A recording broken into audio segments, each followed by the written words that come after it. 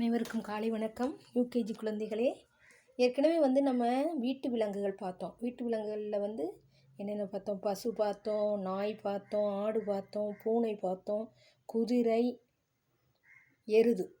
இப்போ இந்த வீட்டு விலங்குகள் என்னென்னத்துக்கெல்லாம் பயன்படுது? பசு பால் தருது, நாய் வீட்டை காக்குது, ஆடு ஆடு பாலும் தரும். அடுத்து அதனுடைய தோல் நம்ம தோலில் நிறைய திங்ஸ் செய்கிறோம். செப்பல், பேகு இதெல்லாம் செய்கிறோம். பூனை, குதிரை சவாரி செய்கிறோம். ஓகேவா? அடுத்து எருது வண்டி இழுக்க, அதாவது வண்டியை கொண்டு இப்போ ஒரு இடத்துலேருந்து இன்னொரு இடத்துக்கு பொருளை எடுத்துச்சுலாம். அந்த காலத்துலலாம் மாட்டு வண்டி பண்ணிட்டு அதில் காளமாடு, அந்த எருதை தான் யூஸ் பண்ணாங்க. அப்புறம் உழவர்கள் அந்த வயலையெல்லாம் உழுவுறதுக்கு எருதை பயன்படுத்தினாங்க. சரியா குழந்தைகளே? இப்போ வீட்டு விலங்குகள், அதனுடைய வீட்டு விலங்குகள் எப்படி எப்படிலாம் ஒலிகள் தருது. இப்போ பசு எப்படி கத்தும், ஆடு எப்படி கத்தும் அப்படின்னு நம்ம பார்க்க போகிறோம். ஓகேவா? பசு எப்படின்னா, பசு யானை பிளிரும். யானை என்ன செய்யணும்? பிளிரும். அப்படி துதிக்கையை தூக்கி இது பண்ணும் பார்த்தீங்களா? யானை பிளிரும். நாய் குரைக்கும், சிங்கம் கர்ச்சிக்கும், புலி உருமும், அடுத்து குயில் கூவும், காகம் கரையும். ஓகேவா குழந்தைகளே? கிளி பேசும், மயில் அகவும். ஓகே குழந்தைகளே? இப்போ ஃபஸ்ட்டு பாருங்கள். இப்போ விலங்குகளை, வீட்டு விலங்குகள் சொன்னேன். இப்போ வீட்டு விலங்குகள் எப்படி இருக்கும், அடுத்து வீட்டு விலங்குகள் எவ்வாறு ஒலி எழுப்பும். இப்போ நம்ம எப்படி அம்மான்னு கத்துவோம். இப்போ ஒரு இடத்துல அடிபட்டோம்னு வைங்களேன், அம்மா அப்பான்னு கத்துவோம்ல. அது மாதிரி ஒரு விலங்குகள் எப்படி ஒலி எழுப்புங்கிறத பார்ப்போம். யானை பிளிரும், யானை பிளிரும். நாய் குரைக்கும், நாய் எப்படி குரைக்கும்? லொல்னு குரைக்கும்ல. ஓகே. அடுத்து சிங்கம் கர்ச்சிக்கும், சிங்கம் ஒன்று கர்ச்சிக்கும். புலி உருமும்.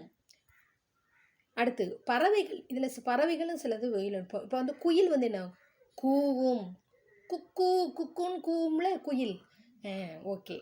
காகம் கரையும், கான்னு கத்தும்ல காகம். ஓகே. அடுத்து கிளி பேசும், கிளி கீ கீன்னு பேசும்ல. இப்போ கிளி சில வீட்டில் வளர்த்துட்டு என்ன செய்கிறாங்க, சொல்லி கொடுக்குறாங்க. அதுபடியே அது கேட்குது கிளி. இப்போ என்னச்சுன்னா, இப்போ நம்ம ஒரு விருந்தினர் யாராவது வாசலில் வரும்போது நம்ம வாங்க வாங்கன்னு சொல்லும் போது அந்த கிளியும் என்ன செய்யுது, வாங்க வாங்கன்னு சொல்லுது. அது மாதிரி அவங்க பழக்கத்தை ஏற்படுத்துகிறாங்க. அது மாதிரி கிளி பேசும். மயில் அகவும், மயில் அகவும். ஓகே. சரியா குழந்தைகளே? இப்போ வீட்டு விலங்குகளை ஏற்கனவே பார்த்தோம். வீட்டு விலங்குகள் என்னென்ன பயன் தருதுன்னு பார்த்தோம். இப்போ விலங்குகளும் பறவைகளும் ஒலிகள், அதனுடைய சப்தங்கள் எப்படி இருக்குன்னு பார்ப்போம்.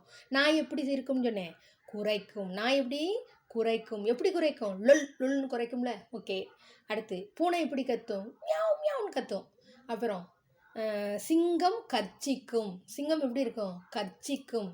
அடுத்து புலி உருமும், யானை பிளிரும். ஓகே. ஓகே, பார்த்தோமா குழந்தைகளே? அதே மாதிரி குயில் கூவும், குயில் என்ன செய்யும்? குக்கு குக்குன்னு கூவும். காகம் கரையும், கான்னு கரையும்ல. அப்புறம் கிளி பேசும், கிளி நம்ம சொல்லிக் கொடுக்குறதா அப்படியே பேசும். அது மாதிரி பழக்கத்தை ஏற்படுத்தலாம். கிளி பேசும், கீன்னு ஒரு சவுண்டு கொடுக்கும். அடுத்து மயில் அகவும்.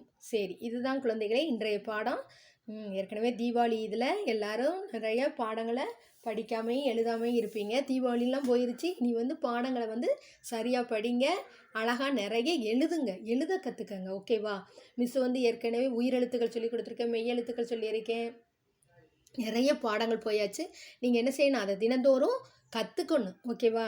இப்போ இதெல்லாம் நீங்கள் ஓரலாக சொல்லணும். இப்போ என்ன சொல்லணும், ஃபஸ்ட்டு ஆரம்பிச்சுன்னா வீட்டு விலங்குகள்னால் அந்த வீட்டு விலங்குகள் ஜென்ரலாக நீங்கள் சொல்லிடுவீங்க. பசு, ஆடு, நாய், பூனை, குதிரை, எருதுன்னு.